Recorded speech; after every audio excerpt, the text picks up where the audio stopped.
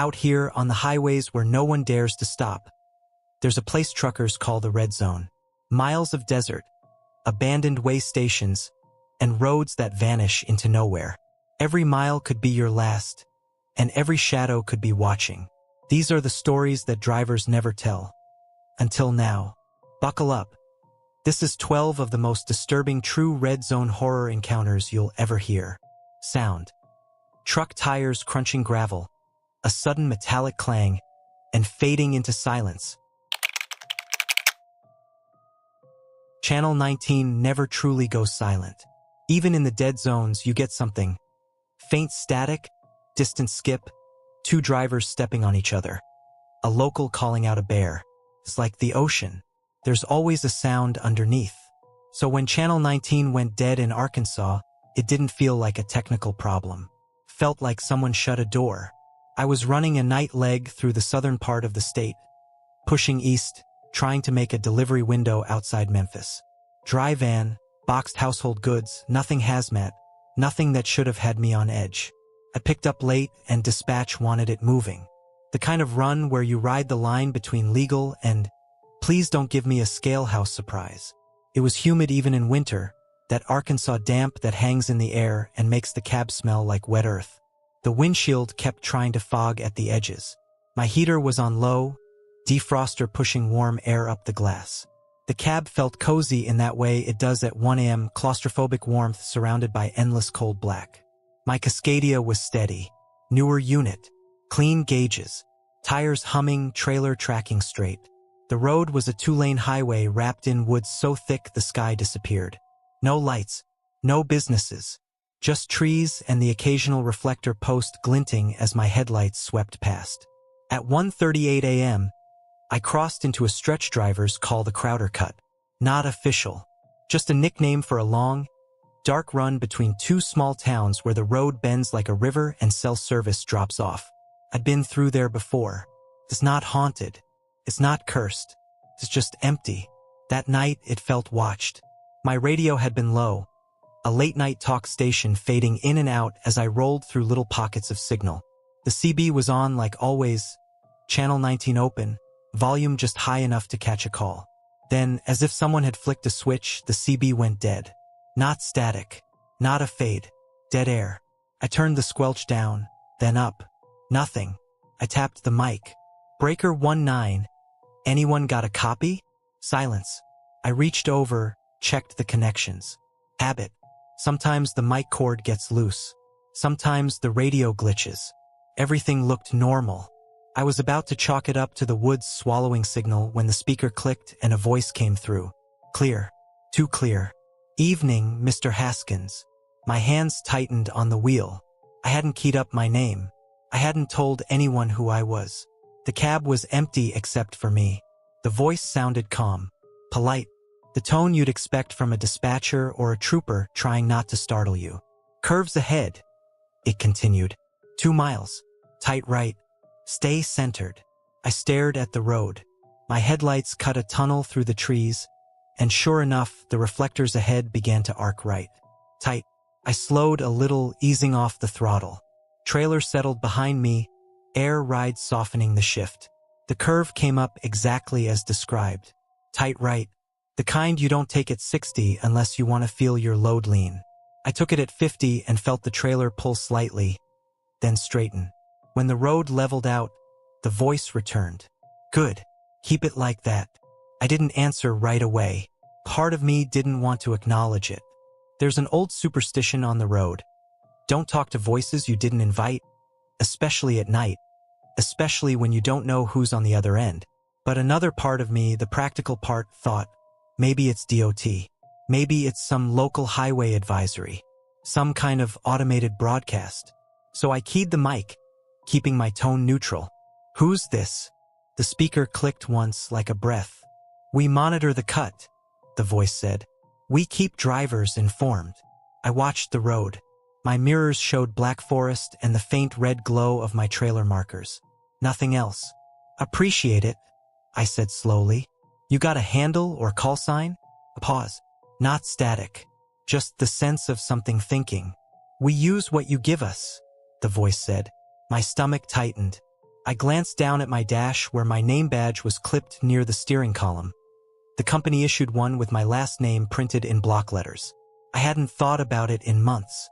It had been there so long it felt invisible. I reached over and flipped it face down without really knowing why. The voice didn't react. "Fallen tree ahead," it said. 1 mile. Left shoulder. Don't drift. My pulse picked up. Fallen trees happen. Arkansas gets storms. Branches snap. But the way it said it, like it was reading the road in real time, made the hair on my arms lift. I kept my lane tight, hands steady, I scanning. A minute later, my headlights caught it. An oak limb down on the left shoulder, thick as my thigh, jutting out just enough that if you drifted, you'd clip it and tear up your steer tire. I felt my mouth go dry. "Copy?" I muttered, not even realizing I'd spoken. The voice returned immediately, as if it had been listening to my breathing. "Thank you, Mr. Haskins." I didn't like hearing my name in that tone. It made it feel intimate, like it was sitting in the cab with me, close enough to smell my stale coffee and diesel heat. A few miles later, another voice broke through. "Anyone hearing this? This ain't 19. A driver. Male. Young. Nervous." "Yeah." Another driver answered, older, tired. "Whoever this is keeps calling folks out by name.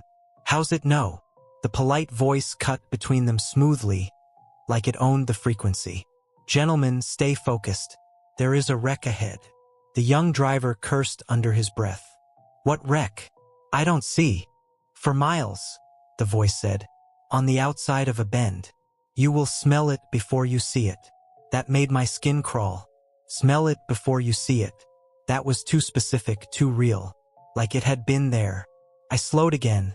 Hazard lights not on, but my foot feathering the brake to keep my speed down. The woods thickened.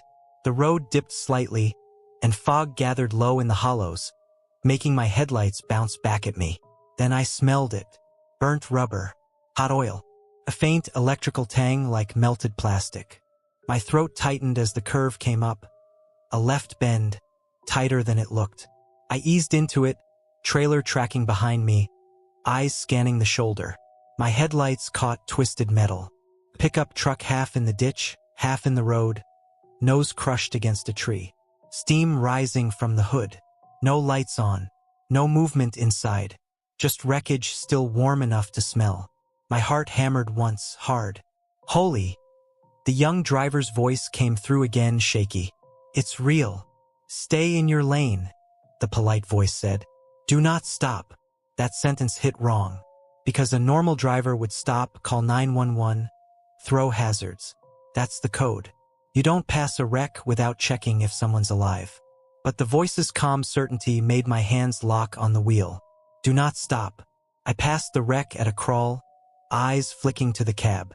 The windshield was shattered. The interior was dark. And then I saw something move. Not inside the pickup. On the road.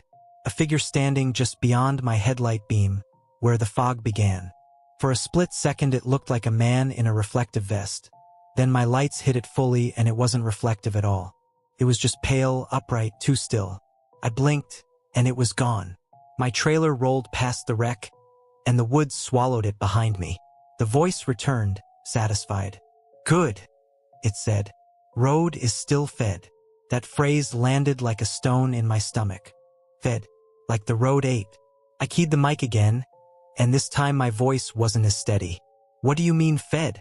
The radio clicked softly. "We keep the road fed," it repeated. "So you may keep moving." Behind me, the older driver spoke, low and tense. "This ain't DOT, he said. "This ain't no advisory. This is something else." The young driver's breathing was audible through his mic. "I'm leaving the cut," he said. "I'm taking the next turnoff. I don't care if it adds an hour." The polite voice answered him immediately, like it had been waiting. "There is no exit yet." The young driver went quiet. My hands sweated on the wheel. The cab felt hotter, tighter. The heater hummed like a living thing. My windshield reflected my own face faintly, and for a second I thought the reflection was smiling. It wasn't, but the thought stuck. The polite voice began calling out hazards ahead in that same calm tone. Black ice on the shaded bridge, a stalled semi on the shoulder, a deer standing on the center line. Each time it was right. Each time, a driver would swear, and then they'd obey. Speed down. Stay centered. Don't stop. It felt like the voice was guiding us through a gauntlet. Not protecting us. Hurting us. Around 3:20 a.m., my dispatch tablet pinged with a weak signal. One bar flickering like a dying candle. A message tried to come through, then failed. I tapped it, trying to force a refresh. The screen flashed, then went black. The polite voice spoke again, and this time it sounded closer, as if my speakers had turned into a mouth. "Do not distract yourself, Mr. Haskins." Eyes forward. I felt cold sweat bead along my ribs.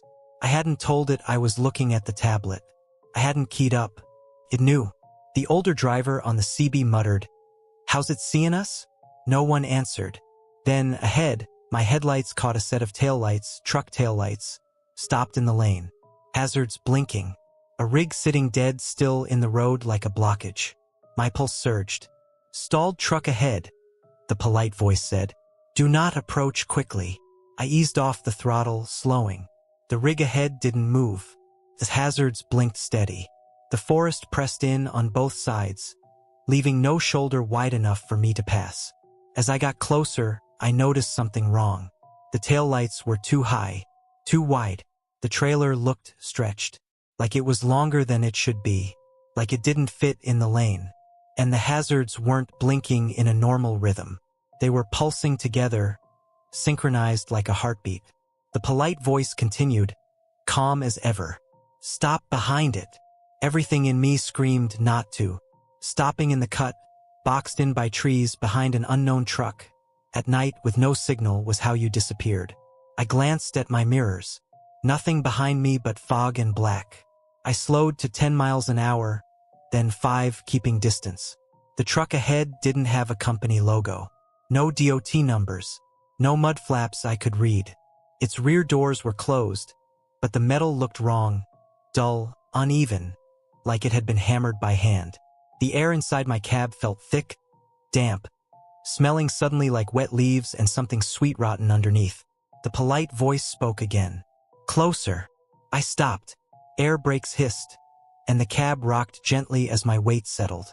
For a few seconds, nothing happened. Then the CB speaker clicked. Not the polite voice. A whisper, layered under it, like another transmission bleeding through. "Don't stop, don't." My stomach turned. The polite voice replied to the whisper without changing tone.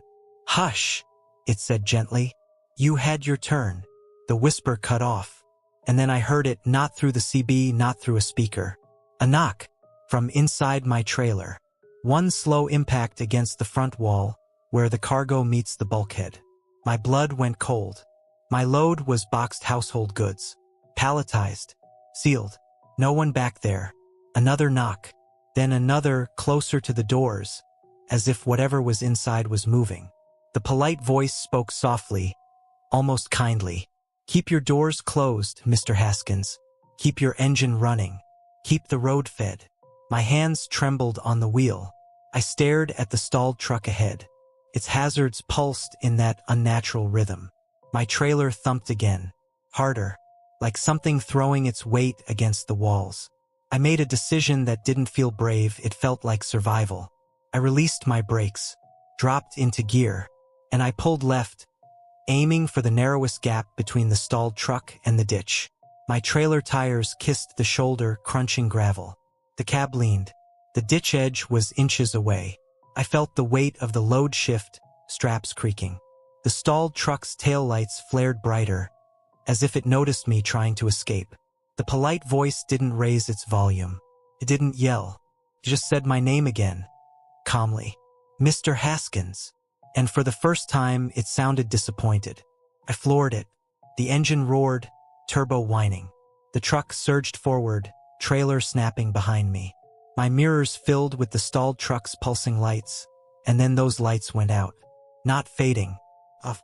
The road ahead opened into a straight stretch, and in the distance I saw something I hadn't seen in hours. A highway sign. Reflective green. Real. I didn't look back. I didn't stop until daylight. When the sun finally broke through the clouds, I pulled into a busy truck stop outside Memphis, where the world had noise again. Diesel engines, people talking, doors slamming. Normal life. I parked and sat there for a long time, hands still on the wheel, listening to the quiet inside my cab. Then I checked my phone. Signal came back instantly, 3 bars, then full. Messages flooded in. Dispatch. Safety. Other drivers. The main one from dispatch made my chest go tight. Where are you?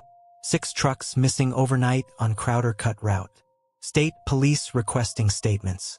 All units last reported clear roads and helpful radio guidance. I stared at the words until they blurred. I checked my dash cam footage later. The audio was there. My engine, my breathing, the CB transmissions, the polite voice calling my name. But the stalled truck ahead? It didn't appear. On video, the road was empty. No hazards. No taillights. No blockage. Just me slowing down on a straight stretch for no reason. Stopping in the lane as if obeying an invisible command. And then, faintly under the cab's hum, the recording picked up the sound that made my stomach twist all over again. A low, satisfied exhale through the CB speaker. Like something had leaned close to the microphone and whispered into the channel, not for us to hear, but for the forest to. At dawn, the news said 6 trucks vanished. I believe it, because I still hear that voice sometimes when Channel 19 goes quiet, calm, polite, calling drivers by name. And whenever I hear it, I shut the CB off completely, because I don't think it was guiding us around danger. I think it was counting, and I think it was choosing which rigs would keep moving, and which ones would feed the road. The Northeast teaches you a certain kind of respect. Not the wide-open, straight-line respect you learn out west, where you can see trouble 10 miles ahead and make a plan. Maine is different. The roads twist. The forest crowds. The weather changes its mind every 15 minutes. And at night, everything feels closer. Trees, ditches, rocks, the dark itself. I was running a solo overnight from Bangor up toward a small distribution lot outside Holton. Refrigerated trailer, mixed grocery freight. Nothing glamorous. Just pallets of dairy, produce, and packaged goods that had to be kept within temp range. The kind of run where you can't afford surprises because the receiver is a stickler and your reefer logs don't lie. I've been driving long haul for 13 years. I'm not the guy who tells stories at truck stops just to watch people's faces. I keep my head down. I do my job. I'm the driver dispatch calls when they need something delivered in bad weather and don't want excuses. That night was cold but clear. A brittle kind of winter air that makes your lungs feel sharp when you breathe too deep. The pavement was dry, but the shoulders were crusted with old snow. My headlights made the road shine like dull glass. The cab smelled like diesel heat and stale coffee, with a faint sweetness from a pine air freshener hanging off the mirror that never quite did its job. It was 3:06 a.m. when I saw the deer. I remember the exact time because the dash clock glowed right in my peripheral, and because the moment was so wrong my brain tried to anchor it to something factual. The road was a 2-lane forest highway, one of those stretches where the trees lean in close enough that the sky becomes a narrow strip overhead. No street lights, no houses, no other traffic, just my engine's steady pull, the reefer unit's distant drone behind me, and the hum of tires rolling over cold asphalt. The deer stood in the center of my lane, not on the shoulder, not stepping out cautiously like they usually do. Center lane, dead still, big-bodied, too big to be a doe, too thick through the chest. I expected to see antlers, but the angle wasn't right yet. All I saw was a dark shape in my beams, perfectly framed like it had been placed there. I hit the air horn. The sound ripped through the night, long, aggressive, the kind of blast that usually sends everything in the woods scrambling. The deer didn't flinch. Not a twitch, not a hop, not even that nervous head jerk you get when they're deciding whether to bolt. It just stared. My foot lifted off the throttle. Instinct. 80,000 pounds doesn't stop quickly, even on dry road. I started braking gently, letting the trailer settle, listening to the air brake sigh in controlled bursts. The deer remained planted. As the distance closed, I felt that familiar tightening in my chest.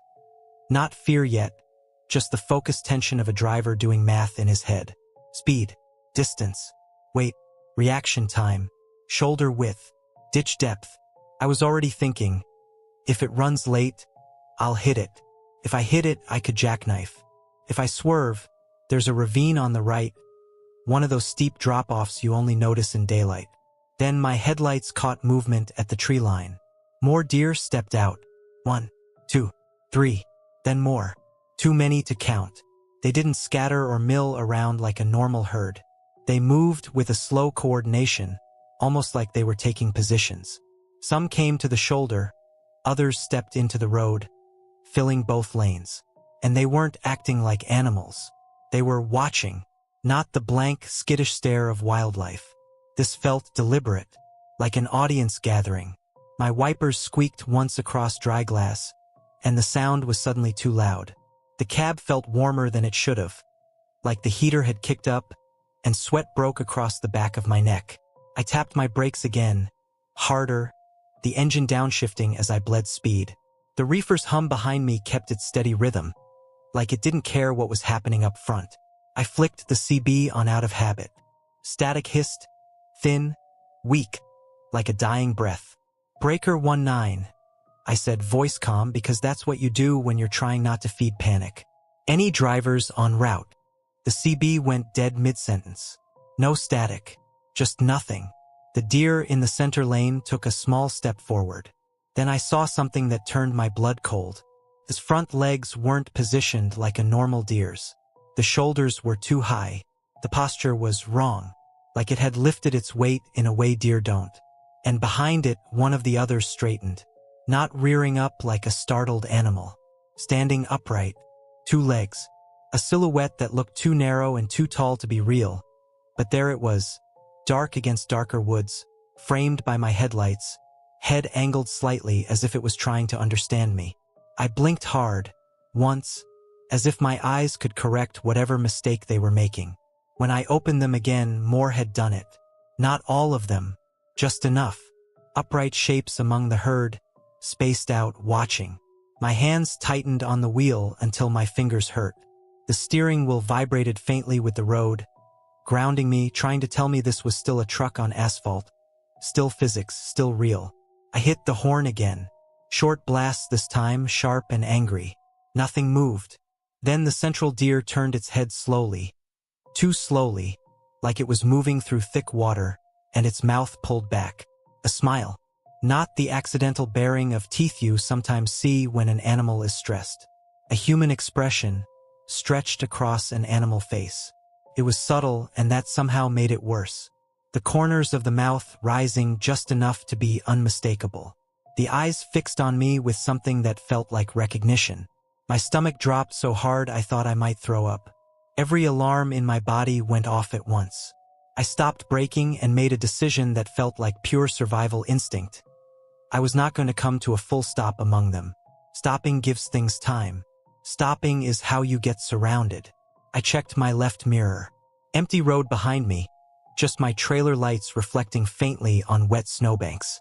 Right mirror, darkness, trees, the suggestion of that ravine I'd noticed earlier. The deer shifted again, and a few of the upright ones leaned forward slightly, like they were getting ready to step closer. I steered left, trying to slip through a thin gap where the herd wasn't as thick. My trailer swayed, the weight pushing back, and I felt the tires grip, then slip for a heartbeat as I crossed into the opposite lane. The gap closed. Deer moved without rushing, just stepping, arranging themselves, denying the opening like they'd planned it. The smiling one kept smiling. I swung the wheel right, hard.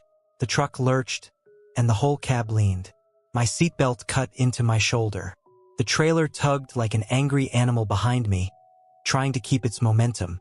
My headlights swept across the right shoulder, and the ravine was there, closer than I'd thought. A sharp drop beyond the snowbank, black and steep, lined with jagged rocks and dead brush. My tires hit the edge of the shoulder. Gravel and crusted snow crunched. The truck shuddered. I felt weight shift in the trailer, the load straining against straps. For one terrifying second, I thought I'd miscalculated and committed myself to a roll. Then the tires caught. The truck clawed back onto the road with a violent jolt that rattled my teeth. The trailer snapped behind me, straightening, and I punched the throttle instinctively, getting my speed back before the weight could decide to swing again. In my right mirror, the deer didn't scatter. They didn't run. They stood there in the road, watching my taillights fade. A few of them were still upright. One of them lifted an arm, and made a small motion that looked almost like a wave. The forest swallowed them as I sped away. I didn't slow down for 10 miles. My heart hammered so hard it made my vision pulse. My hands were slick on the wheel. The cab felt too hot, and I rolled the window down a crack, letting cold air knife in and slap my face awake. The smell of pine and winter flooded in, clean and sharp, but underneath it I swore I could still smell something else. Wet fur, damp earth, a faint metallic tang like old blood. After a while, normal things returned in small pieces. A reflective mile marker, a distant set of headlights far ahead. The radio crackling back to life with faint static and a station that sounded like late-night talk. I told myself it had been fatigue, a trick of light, a weird herd behavior, my mind filling in gaps with fear. That's what you tell yourself when the alternative is admitting you saw something that doesn't fit. But my body didn't believe that story. My body stayed tight all the way to the receiver. My eyes kept flicking to my mirrors. Every shadow at the tree line looked like it might step out. When I finally made delivery around sunrise, the yard was normal. Forklifts whining, workers in reflective vests, the smell of exhaust and wet cardboard. Bright overhead lights made the world feel honest again. After they checked my reefer logs and signed my bills, I parked in a corner of the lot to catch a couple hours of sleep. Couldn't, so instead I pulled my dash cam footage. I sat in my cab with the sun climbing behind the warehouse and watched the video on my phone, expecting relief. Proof that it had been my imagination, that the road had been empty, that I'd swerved for nothing.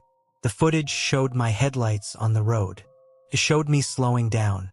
It showed my horn lights flickering on the dash with the air horn blasts. But the deer were not there. Not one. The road ahead was empty black asphalt, flanked by trees and snowbanks. No shapes, no glowing eyes, no herd. Only the sound remained. My engine, my breathing, the horn, the brakes, and something else. A faint scrape against glass, like fingernails lightly dragging. I replayed it, turning the volume up. The scrape happened right after my horn blast. Then again when I slowed. And then, at the moment I swerved hard right when my headlights swept across the shoulder. I saw it. Not in the road. Not in front of the truck. In the windshield. A reflection. A curved shape, pale against the dark interior. Like a smile stretched across glass. It wasn't my face. I wasn't smiling. My mouth in the reflection was tight, focused, grim. The smile was wider, lower, wrong. It sat in the windshield reflection like someone had leaned close to the outside of the glass and left their expression there. I froze with my phone in my hand. The cabin around me was quiet except for the distant yard noise outside. The heater clicked as it cycled. My reefer unit hummed behind me. Normal sounds. But my eyes kept drifting to my windshield, half expecting to see condensation. A smudge. Anything. There was nothing. Just clean glass and daylight. I reported the incident the way you're supposed to, minus the upright deer and the smile. I told safety I swerved to avoid wildlife, nearly hit the shoulder, wanted it on record. They logged it, told me to be careful on those routes, reminded me about following distance and fatigue. No one asked about the dash cam. No one asked why the horn sounded like it was echoing into something hollow. A week later, I drove that same highway again in daylight, just to prove to myself it was normal. The forest looked smaller. The ravine was there, sure, but it wasn't a monster. It was just a drop-off you'd avoid like any other. I didn't see deer, but as I passed the mile marker where it happened, my radio cut out. Not static. Dead silence. For 2 full seconds. Then it came back, and in that brief gap, right in the quiet between noise, I heard something that made my hands tighten on the wheel all over again. A soft, deliberate knock. 3 times. from somewhere behind the dashboard glass. Like someone was reminding me that it wasn't the deer that mattered. It was what was close enough to smile at me through my own windshield, even when the camera couldn't see it.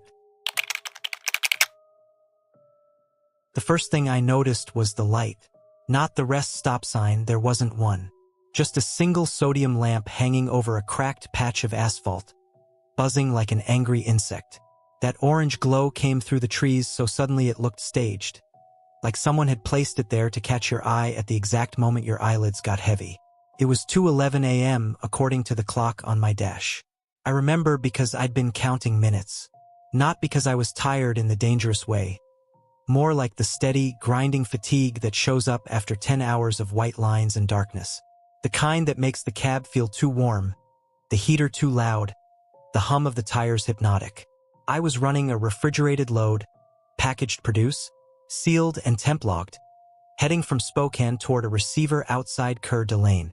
I'd done the route enough to know where the real rest areas were, which ones had cameras, which ones had working bathrooms, which ones had that sketchy corner where people slept in cars with the windows fogged.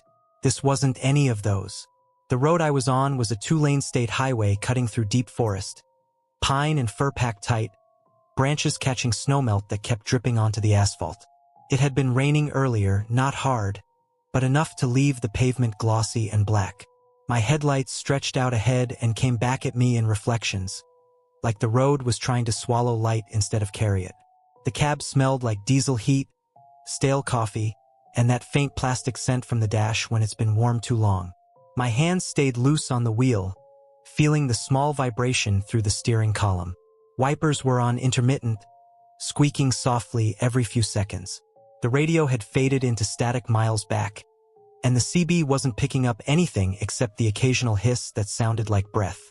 When that orange light appeared through the trees on the right, I didn't even think. My foot lifted off the throttle. My turn signal clicked. I told myself it was luck, a perfect timing kind of thing. The road was empty, the forest felt endless, and a place to park for a quick nap was exactly what I needed. The entrance came up quick. A narrow cut in the trees with no reflective markers. No rest area 1 mile. No trucks welcome. Just a short access lane that looked like it hadn't been paved in years. I eased off the highway and rolled onto it. Gravel crunched under my tires. The sound was loud in the quiet, like tearing fabric. The trees closed in overhead, branches dripping rainwater onto my windshield. The sodium lamp buzzed louder as I got closer, and the light made the wet ground shine like oil. Then the rest stop opened up. It wasn't big, maybe 12 parking slots. A few battered picnic tables half buried in leaves. A concrete building that might have been a bathroom once, but the windows were boarded and the door was sealed with a sheet of metal bolted across it. And there were trucks, 6 of them, lined up neatly like someone had parked them with a ruler. All of them idling. You can tell an idling truck by the way the exhaust pulses in the cold, the faint vibration in the air, the low bass note that you feel in your chest more than you hear. Those trucks were running hard enough that the clearing felt alive with engine heat and diesel breath. But there were no drivers. First, I thought they were asleep. Then my headlights swept across the cabs as I rolled in, and I saw doors hanging open. Not all the way, like someone had bailed out fast. Just cracked open, enough to let interior light spill faintly. Some cabs had their dome lights on. Some didn't. One had its sleeper curtain pulled back slightly, as if someone had been peeking out and left it that way. My stomach tightened. That wasn't normal. I pulled into an empty slot and stopped. Air brakes sighed and settled. The noise of my own engine blended into the chorus of idling trucks around me, and for a moment the whole place felt like it was humming. I sat there with both hands on the wheel, looking at those open doors. No movement, no silhouettes, no footsteps crunching gravel. Just engines running and the sodium lamp buzzing overhead, throwing that orange light across wet metal. I grabbed my flashlight and my jacket and stepped out. Cold hit my face immediately, sharp and wet, smelling like pine sap and rain-soaked earth. Under it all was diesel, thick and sweet, like the forest had been soaked in fuel. My boots sank slightly in the gravel as I walked. The sound of my steps felt wrong, too loud, like the clearing was listening. I approached the nearest truck, a Kenworth with mud-caked fenders and a company logo I didn't recognize. The door was open. The cab was empty. The driver's seat had a jacket draped over it like someone had just stood up. A half-empty water bottle sat in the cup holder. The dash lights glowed faintly, gauges steady. I leaned in and listened. The engine idled smooth. No hiccups. No sign of trouble. Everything about the truck said the driver had stepped out for a second. But there was no driver. I checked the next one. Freightliner. Same story. Door cracked open. Engine running. Empty cab. A phone charger plugged into the dash. The cord dangling like a loose vein. Pair of gloves on the floor. On the third truck, the sleeper door was open too. Inside, the bunk was made. Neat. Like the driver had been meticulous. There was a lunch bag on the bed, unzipped with a sandwich inside that looked fresh. I didn't touch anything.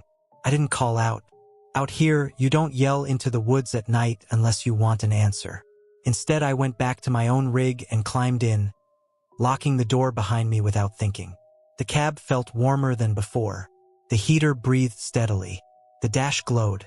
My own truck felt like a safe room in a bad dream. I told myself a story. Drivers stepped out to use the bathroom. Maybe there's another building I didn't see. Maybe they're walking around stretching their legs. Maybe they're in the woods peeing because the bathroom's closed. It wasn't convincing, but it was better than the alternative. I decided to leave. Just a quick in and out. No rest stop is worth getting spooked over. I could push another hour and find a rail truck stop with cameras and coffee. I released my brakes and rolled forward slowly. The clearing's exit was a narrow lane back into the trees. I aimed my headlights at it and eased on the throttle. I drove 30 yards, and the lane ended in trees. Not at a bend, not at a junction. Ended. My headlights hit trunks so close I could see the texture of bark. Wet and dark and thick. Branches interlaced like fingers. There was no road, no gravel, no cut. Just forest, solid, uninterrupted. I hit the brakes hard enough to make the cab rock. Air hissed. My heart thudded once. Heavy. I sat there staring. That wasn't possible. I'd just come in that way. I could still picture the highway, the wet asphalt, the line of trees opening. I put it in reverse and backed up slowly, tires crunching. The mirror showed the other trucks idling behind me, their open doors like mouths. I turned the wheel and tried another angle, heading toward where I remembered the entrance being. Same result. Trees. I tried again, circling the clearing, searching the edges with my headlights like I could carve the road back into existence just by looking for it hard enough. But every direction I aimed, the boundary was the same. Forest. Close enough to touch. The clearing felt smaller than it had a minute ago, like it had shrunk while I wasn't watching. A chill spread through my stomach and climbed into my chest. I grabbed my phone. No service. I turned on the CB and cranked the squelch down, begging for static. Nothing. Not even the usual background hiss. It was like the radio had been unplugged from reality.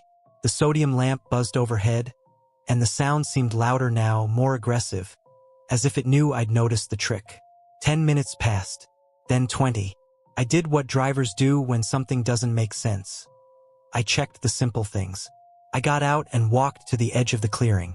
My flashlight beam cut across wet leaves and low brush. The trees started immediately at the gravel line, thick and unbroken.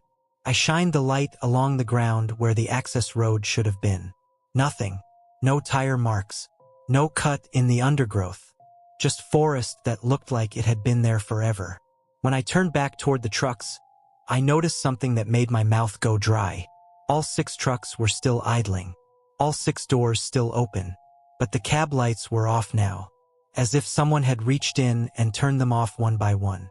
I stood there in the orange glow, breath fogging, listening to engines running with no drivers. Then I saw movement. A door, farthest truck on the left, shifted slightly. It didn't swing, just moved a fraction, like someone inside had adjusted their weight against it. I froze, flashlight beam locked. The door moved again, opening a little wider, and a man stepped out. He wasn't dressed like a driver. No reflective hoodie, no ball cap, no work boots. He wore a dark coat that looked too thin for the cold. His hair was damp, flattened to his forehead. His face was pale in the sodium light, features soft like they were unfinished. He didn't look at me at first. He stood on the step, one hand on the door frame, breathing slow. Then he turned his head and met my eyes. "Don't waste fuel," he said. His voice was calm, flat, like he was giving advice about tire pressure. I swallowed. "Where's the road?" I asked, keeping my tone neutral, professional. I didn't want to sound afraid. Fear makes people stupid. He climbed down slowly, boots hitting gravel without crunching. "It's gone," he said. "That's not funny," I replied, but my voice came out thin. He looked past me toward the trees, like he could see beyond them. "It'll come back," he said. "When it's done." "When what's done?" I asked. He finally shifted his gaze to the trucks, the open doors, the idling engines. "Rest stops like this," he said. "They don't open for anyone. They open when the forest needs drivers." I felt a cold sweat break across my back, despite the heater warmth still clinging to my jacket. "What do you mean needs drivers?" I asked. He walked closer, slow, not threatening, but something about the way he moved made my skin crawl. He moved like someone who didn't feel the cold, didn't feel gravity the same way. "You ever hear about the crash?" he asked. I didn't answer. He didn't wait. "Logging crew," he said. 3 men. Winter. They loaded a sealed trailer with equipment. Heavy stuff. Chains. Drums. They hit black ice on the grade and rolled. Cab crushed. Trailer stayed intact.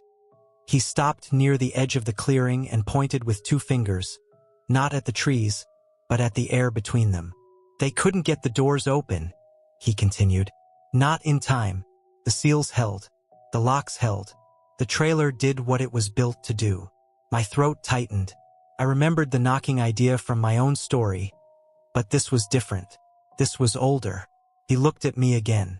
"You know what happens when you trap heat inside steel in the cold?" he asked. I didn't respond. My mouth wouldn't. "They pounded," he said softly. "They screamed until their voices turned into something else. Their hands left prints on the inside of the doors. Then their hands stopped. The engines around us idled steady, like they were listening too. I couldn't stand the open doors anymore. They looked like invitations. I took a step back toward my truck. The man's head tilted slightly. "Stay inside," he said. "Lock it. Don't sleep. Don't turn your engine off." "Why?" I asked. His expression didn't change. "Because if you fall asleep here," he said, "you'll wake up lighter." I felt my stomach drop. I climbed into my cab and locked the door with shaking fingers. I kept the engine running. I kept the heater on. I watched the clearing through my windshield like it was a stage. The man returned to his truck without another word. He climbed back in and the door stayed open. Minutes passed. The sodium lamp buzzed. The forest didn't move, but the shadows shifted in ways that didn't match the wind. Then the knocking started. Not from my trailer. From the other trucks. Soft at first, like someone tapping from inside the sleepers. Then louder, like fists on steel. The sounds didn't overlap perfectly. They moved around the clearing, one truck at a time, like something walking through them. My breath came fast and shallow. My hands gripped the wheel so hard my fingers hurt. I stared at my trailer mirrors. The reefer unit's light blinked steady. Everything was normal. Then I saw it. In my right mirror, the outline of someone standing behind my trailer. Just a shape at first, dark against darker trees. Then the shape leaned in close to the trailer doors. And I saw hands, pale hands, pressing flat against the outside of my doors, fingers splayed, as if trying to feel for the latch through the metal. I didn't move. I didn't breathe. The hands slid slightly, leaving streaks of moisture, like condensation from skin too cold. Then, from inside my trailer, came 3 knocks. Slow, even, answering. My whole body went cold, like the heater had died. The shape behind my trailer withdrew into the darkness, disappearing between trees like it had never been there. The knocking moved again around the clearing, shifting from truck to truck. A rhythm, pattern. Engines idled. Doors hung open. No one got out. The man's words sat in my head like a weight. Don't sleep. Don't turn your engine off. I stayed awake by force, chewing ice from my cup, pinching my thigh until it hurt, watching the clock crawl. Hours felt wrong in that place. The dash time jumped once, forward, then back. Like even the truck couldn't decide what time it was. Then, finally, the sky began to pale. Not bright, just a thin gray creeping into the tops of the trees. The moment the first real daylight touched the clearing, the knocking stopped. All at once, the engines, one by one, shut off. Not a sputter, not a gradual idle down. Silence fell heavy. The sodium lamp buzzed once and died. And there, where the access road should have been, the trees were gone. A narrow lane opened, gravel and tire marks visible, leading back to the highway. It looked like it had always been there. My breath shook as I released the brakes. I didn't look at the other trucks. I didn't look for the man. I eased out of the clearing and followed the lane, half expecting it to close behind me. When my tires hit the wet asphalt of the main road, my whole body loosened in one exhausted wave. I drove until I found a real rest area with signs and cameras and fluorescent lights. Then I stopped. I stepped out, walked to the back of my trailer, and stared at it under the bright morning sun. My trailer was there, but my truck, my tractor, was not. Where I expected to see my cab, there was empty space. Just the landing gear down, trailer sitting alone as if it had been dropped. No fifth wheel marks fresh. No hoses. No chains. Like it had been unhooked cleanly. Like someone had taken only the part that could drive away. I stood there staring, breath fogging in the cold morning air, listening to other drivers walking past, laughing, living. Dispatch asked me later why my tractor's GPS signal died for 6 hours. I didn't tell them about the rest stop. I didn't tell them about the open doors. I didn't tell them about the hands. Because I don't think that place stole my truck. I think it traded. And the only reason I'm here to tell you this is because I never turned my engine off. Snow can make the world feel clean. It covers the shoulders, smooths out the junk in the ditches, turns everything quiet and forgiving, until you're the one moving 80,000 pounds through it at 2 in the morning, and the only thing forgiving about it is the way it hides what's waiting off the edge of your headlights. This was Montana, early December, the kind of cold that makes metal complain. I was running a loaded drive in eastbound, building supplies out of Missoula headed toward a yard outside Billings. Palletized hardware, boxed fasteners, coils of cable, and a few crates stamped with red heavy warnings. Nothing illegal, nothing exotic. Just weight. Real weight. The kind you feel in your steering and in your braking distance. I've been driving long haul 12 years. I'm not a rookie. I don't chase shortcuts for fun. I run my pre-trip. I keep my log clean. I don't gamble with weather unless dispatch is twisting my arm and the forecast matches what my eyes tell me.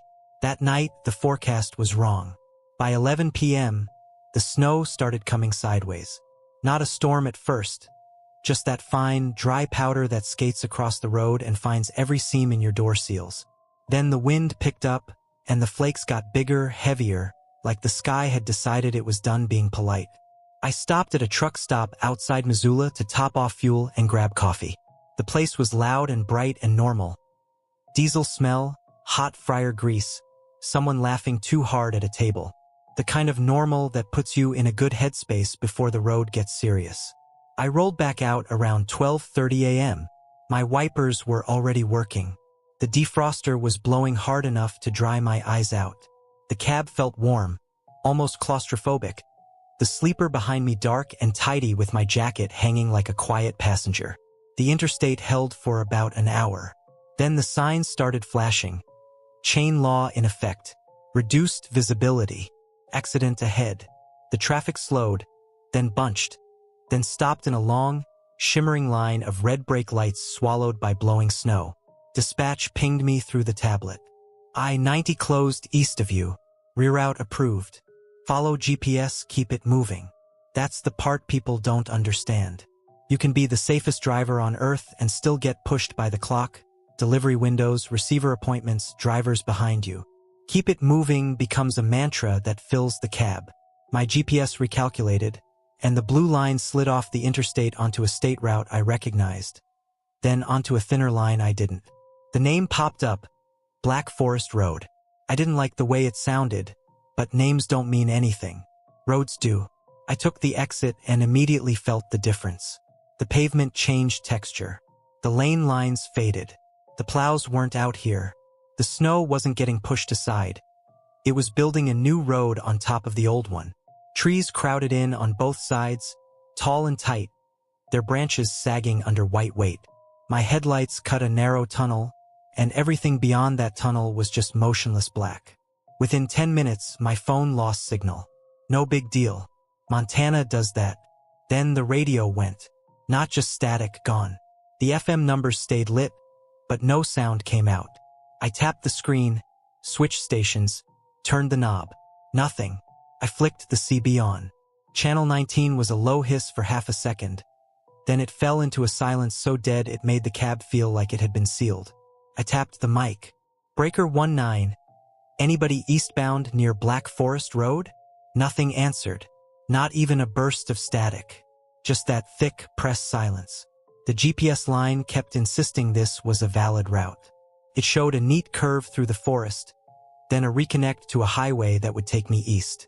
I kept my speed at 35, sometimes lower on the bends. Snow chewed under my tires. The wheel vibrated with the constant tiny corrections you make when you're trying to keep a heavy trailer from deciding where it wants to go. The air in the cab smelled like diesel heater exhaust mixed with wet wool and old coffee. My hands were dry from the heat but sweating anyway. That nervous kind of sweat that doesn't cool you down. After another 20 minutes, the road got narrower. Not officially, no sign saying so. It just squeezed. The trees leaned closer. The shoulder disappeared. The snowdrifts along the edges looked deeper and less touched. And the surface under my tires changed from plowed asphalt to something rougher. Gravel maybe, packed hard, with patches where the snow hid ruts. That's when I realized the GPS had taken me off the state route and onto something else. A logging road. You can tell a logging road by how it's built. Crowned in the center, ditches on both sides, and those long straight stretches that feel like they were carved by machinery, not by planners. You can also tell by what it lacks. No mailboxes, no reflective markers, no driveways, no signs telling you you're going somewhere people live. Just trees. Endless trees. Packed so tight the sky disappears, and your headlights feel small. I should have turned around right then. I know that now. But turning around on a logging road with a 53-foot trailer is not a decision you make casually.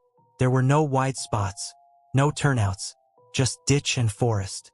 If I got stuck trying to maneuver, I'd be blocking the only path in and out with no cell service and a storm building. So I kept going. And then I saw tire tracks. Fresh ones. 2 deep grooves ahead of me, darker where the snow had been compressed and churned. Not old tracks from yesterday. Fresh enough that the edges hadn't softened. That calmed me a little. It meant someone else had come through recently. Maybe a plow truck. Maybe a logger heading home. I let myself breathe again, just a bit, and I followed those tracks like they were a guide rope through a dark cave. The tracks kept going for miles. Then they stopped. Not gradually. Dead. One moment I was following grooves. The next moment, the road ahead was untouched white, smooth as a sheet, like the tires had simply vanished into the snow. I eased off the throttle. My headlights spilled over the clean road surface, and my brain tried to explain it. Maybe they turned off. There could be a spur road I couldn't see. Logging roads branch like veins. But there was nowhere for them to go. The trees were too close, the snow too deep. No visible cut. No opening. Just the same narrow road stretching forward into the tunnel of forest. My trailer gave a faint sway as wind hit it sideways. That's when I heard the first knock. Not on my door. Not from outside. From behind me. From inside the trailer. It was a dull sound, muffled by steel and insulation and 40 feet of freight. Like someone tapping from within a box. I froze with both hands on the wheel, eyes locked forward. There are noises in a trailer. Loads shift. Pallets creak. Straps groan. Sometimes the air ride makes the whole thing thump. This wasn't that. Came again. 3 knocks. Slow. Even. My throat tightened so hard it hurt. I glanced at my mirrors. The trailer lights were glowing red in the snow haze. Steady. No movement outside. No headlights behind me. No shapes in the forest. Inside the cab, the heater hummed.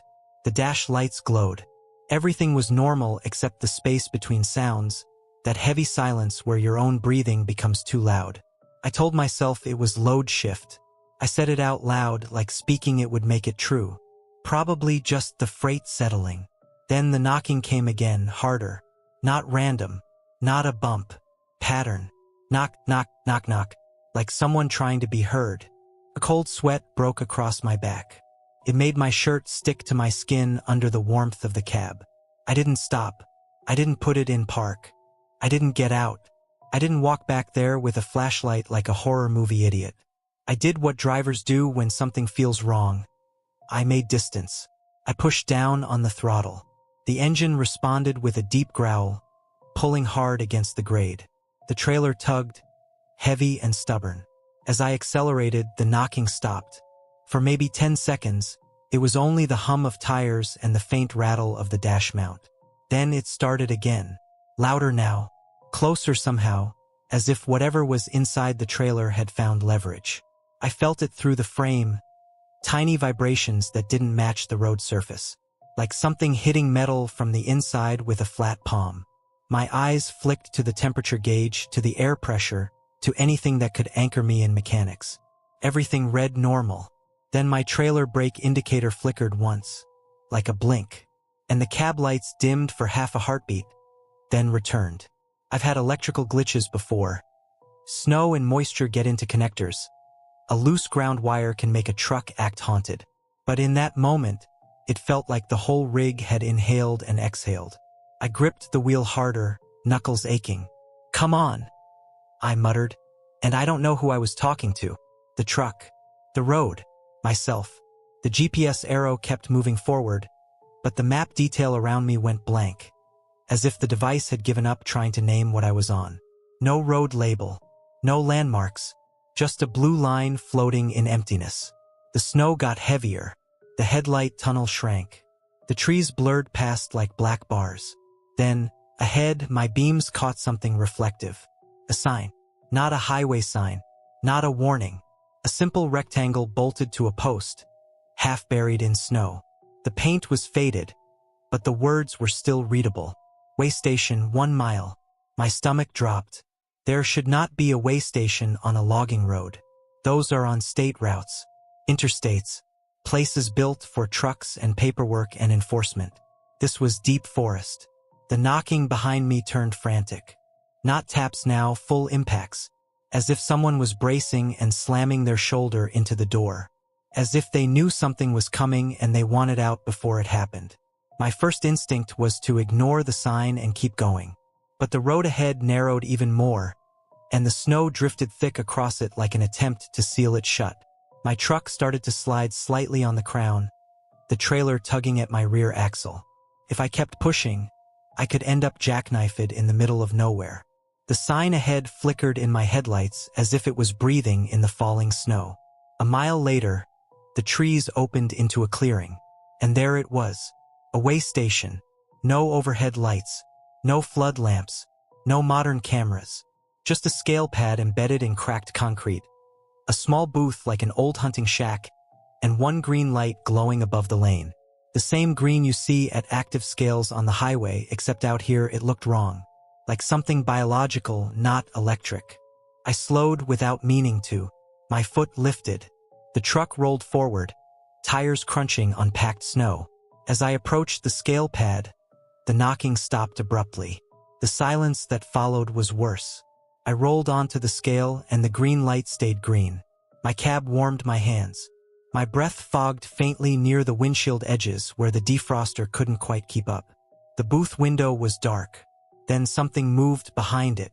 A figure leaned forward, just enough for me to see the outline of a hat brim and a pale face. I couldn't see patches or logos, just the shape of a uniform in shadow. He didn't wave me down, didn't step outside. He pointed at my trailer, not the doors, the center of it where my load sat. Then he held up 2 fingers. 2. I stared at him, trying to make it make sense. 2 what? 2 axles? 2 tickets? 2. He tapped the glass, then pointed again, and this time he pressed his palm flat against the window. For a second, the booth interior lit up in a faint green glow, like the light outside had bled through, and I saw what was inside. Not equipment, not paperwork. Stacks of folded manifest sheets, hundreds of them, piled like dead leaves on shelves. And on the floor behind the booth attendant, in the corner where the light barely reached, I saw a row of boots. Work boots, mud-caked, some missing laces, 3 pairs, lined up neatly like someone had been asked to remove them. My mouth went dry. The cab suddenly felt too hot, too sealed, like a coffin with a heater. I reached for the CB mic without thinking, just to break the silence with something mechanical. Crackled, not static. A voice, low, strained, like it was coming through a mouth that didn't have much time left. Don't stop, don't. The transmission cut. The booth attendant's head tilted, slow, curious. Then he smiled. Not wide, not dramatic, just enough to show he understood I could hear. My trailer rocked once, hard, a full-body thump like someone had thrown their weight against the doors. Then the knocking came back, violent, desperate, as if multiple hands were striking at once. My hands moved on their own. I released the brakes, dropped into gear, hit the throttle. The truck surged off the scale, engine roaring, tires biting into snow. In my mirrors, the green light didn't fade. It stayed the same brightness, as if distance didn't apply to it. The clearing narrowed back into trees, and the road seemed to fold behind me. The booth disappeared too quickly, swallowed as if it had never been there. I kept my speed high, too high for conditions, but the fear in my chest was louder than my training. The knocking inside the trailer matched my acceleration. Fast, rhythmic, a pounding that made the whole rig shudder. Then suddenly it stopped. Not gradually, not like fatigue. Stopped like a switch flipped. The trailer went dead silent. For a moment, I thought maybe whatever was back there had fallen, passed out, given up. And then I felt the weight change. It wasn't subtle. The pull eased. The truck became easier to steer, easier to hold in lane, like someone had cut a heavy anchor line. My trailer felt lighter. Too light. I didn't slow down until the horizon started to gray. Dawn bled into the snow clouds, turning the forest from black to washed-out blue. When I finally saw pavement markers, real ones, reflectors, and a proper state route sign, I took the first safe turnout and stopped. Air brakes sighed. The cab settled. My hands were shaking so hard I had to sit for a second, forehead resting against the wheel, listening to my own breathing in the quiet. Then I climbed out. Cold slapped my face. The smell of pine and diesel mixed sharp in my nose. Snow crunched under my boots.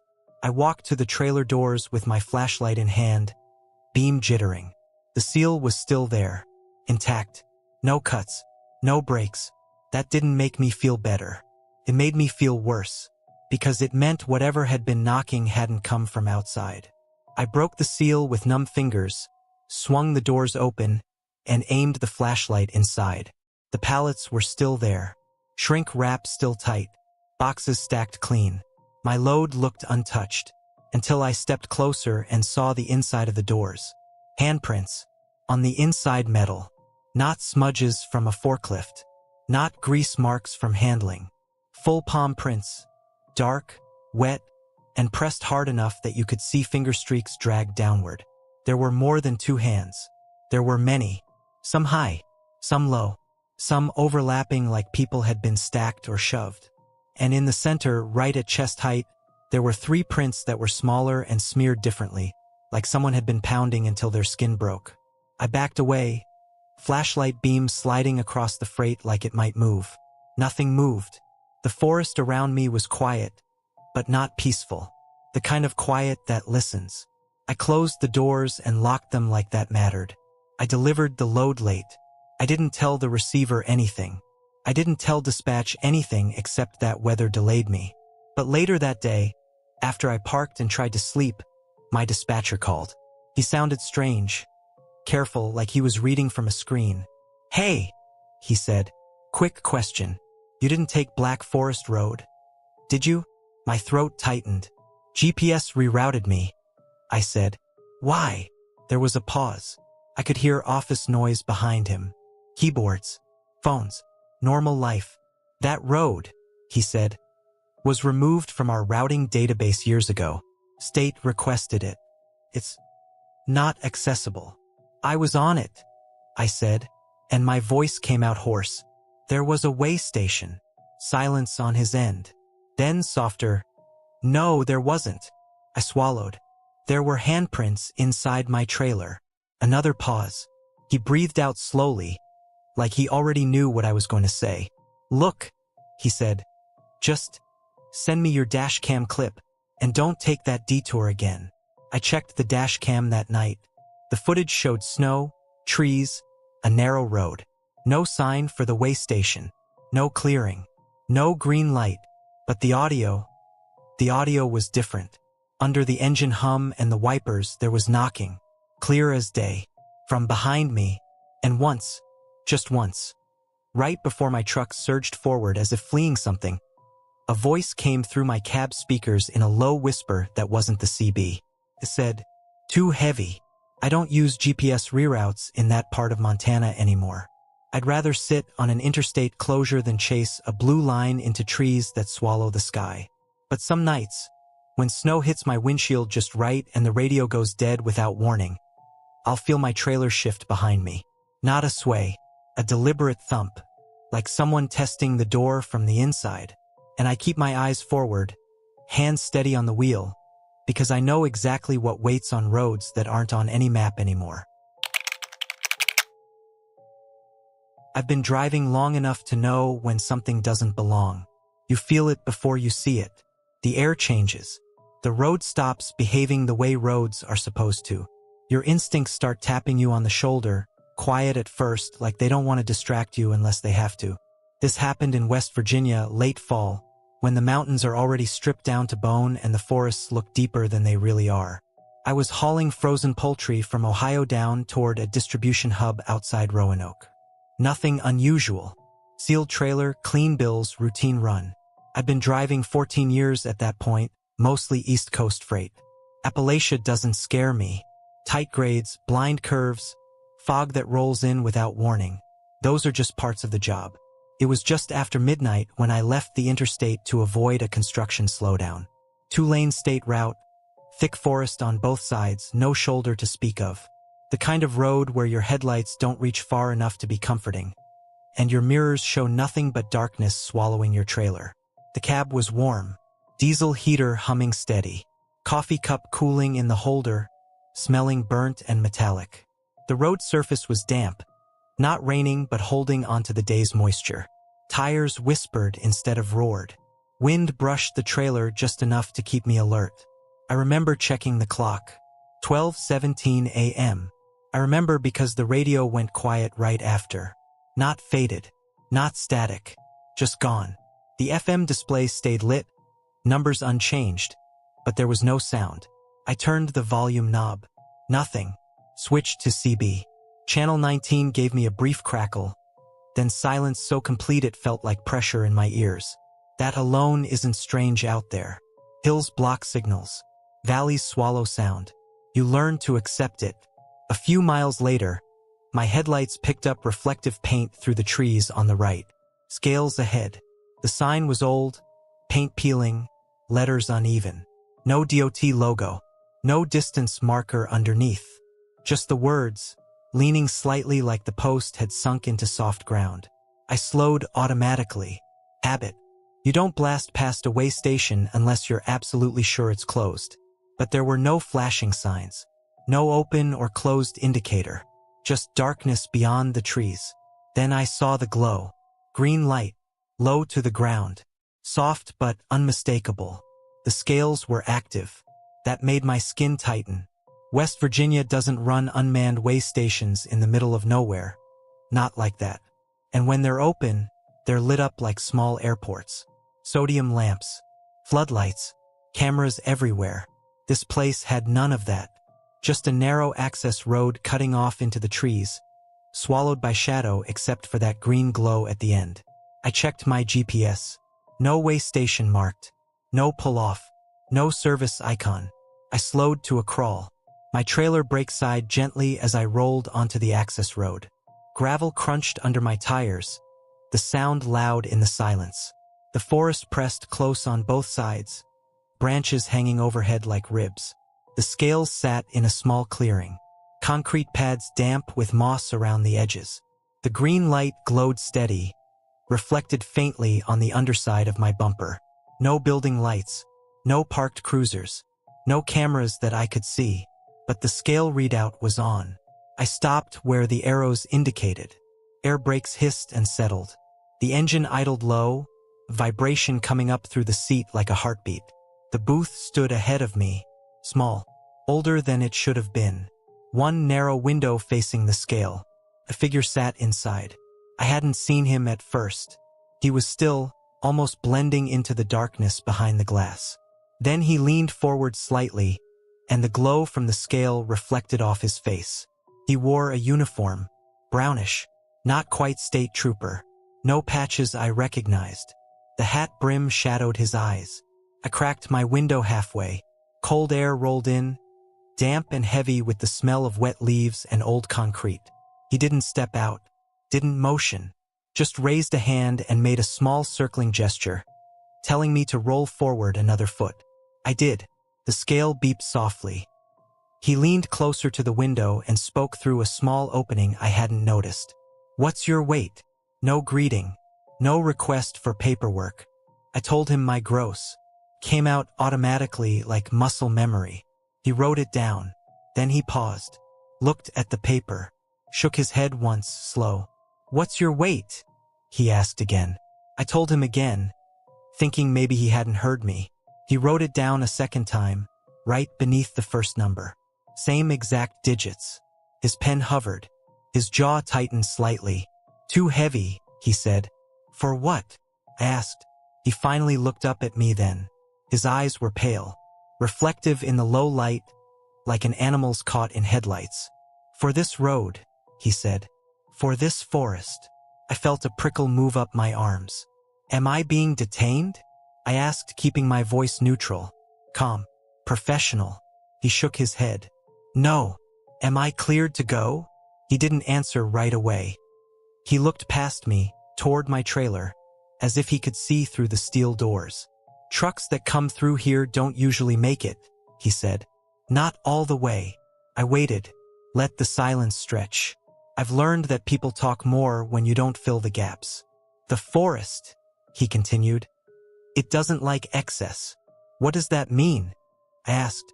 He tore the paper cleanly, folded it once and set it aside. "It claims what's too heavy," he said. "Balances things out." My engine idled. The heater blew warm air against my legs. Somewhere in the trees something cracked. A branch, maybe. Or a step. "You can go," he said, and leaned back into the darkness. The green light stayed on. I didn't argue. I eased forward, tires rolling off the scale. Gravel shifted. The access road seemed narrower on the way out, trees closer, shadows deeper. As soon as I merged back onto the highway, I noticed it. The pull. It was gone. Every driver knows the feel of their load. You don't need a scale to tell when something's wrong. The trailer talks to you through the frame, through the way it resists acceleration, the way it pushes on descents. My trailer felt lighter. Not empty light, but noticeably different, like I'd dropped several thousand pounds without being told. I checked my mirrors. Seals intact. Doors closed. Lights normal. I told myself it was the grade leveling out, or my imagination filling in gaps it shouldn't. Still, I reached for the CB. "Breaker 19. Anyone copy?" Nothing. No static. No hiss. Just dead air. The rest of the night passed without incident, but I didn't relax. Every mile marker felt too far apart. Every curve felt sharper. The forest stayed with me longer than it should have. When dawn finally broke, it came fast. One moment the sky was ink black, the next it was pale gray leaking through the trees. I pulled into a rest area just over the Virginia line. Bright lights, Other trucks. The smell of diesel and breakfast food drifting from the building. Normal. I parked, set the brakes, and stepped out. Cold morning air hit my face, clean and sharp. My boots thudded on pavement that felt reassuringly solid. I walked to the back of my trailer. The seal was intact, untouched. I broke it, swung the doors open. Every pallet was exactly where it should be. Neat stacks of boxed poultry, shrink wrapped tight, frost clinging to the plastic. Except one space. One pallet was missing. Not shifted, not collapsed, gone. An empty rectangle on the floor where something heavy had sat. I climbed inside and counted. Twice. The count came up short by one pallet. I called dispatch immediately. They pulled the manifest. There was no missing pallet. According to their records, my load had been perfect from the start. I argued, calmly at first, then more firmly. I described the empty space, the way the floor markings lined up, how the weight difference was obvious. They didn't accuse me of anything. They just sounded confused. "Driver," the dispatcher said, "that pallet was never on your bills." I hung up and stood in the trailer, breath fogging in the cold air, staring at the space that shouldn't exist. Later that afternoon, after delivery, a safety manager called me, asked if I'd passed any way stations overnight. I told him about the interstate ones, skipped the forest one. I don't know why I lied. Maybe because saying it out loud felt dangerous. Like naming it might pull me back there. He said something odd before hanging up. "Good," he said. "Those pop-up scales. They don't always report in." I asked him what he meant. He didn't answer. I don't haul that route anymore. I don't take shortcuts through West Virginia forests at night. If dispatch asks why, I tell them I prefer predictable roads. But sometimes, when my trailer's heavy and the night's quiet, I'll feel the pull ease for just a moment, like something has been removed without sound or permission. And every now and then, my GPS will reroute itself for half a second, trying to send me down a road that leads nowhere marked. I always override it, because I know there are places that don't want trucks to arrive. They just want them to be lighter when they leave.